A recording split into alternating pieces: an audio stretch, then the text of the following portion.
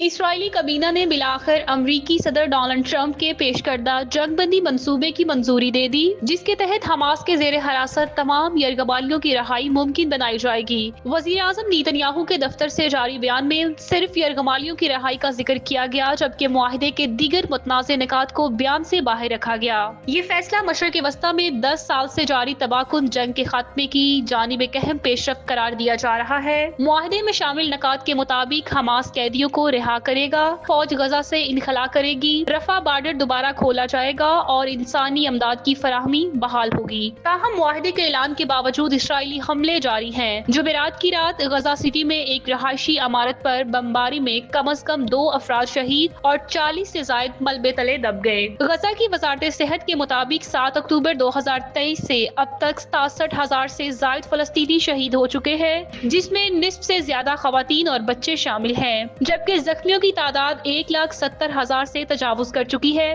فلسطینی حکام کا کہنا ہے کہ اسرائیل جنگ بندی مذاکرات کو متاثر کرنے کے لیے جان بوجھ کر حملے جاری رکھے ہوئے ہے، تاہم اسرائیلی فوج کا موقف ہے کہ وہ صرف ان اہداف کو نشانہ بنا رہی ہے جو ان کی فوج کے لیے خطرہ بن سکتے ہیں۔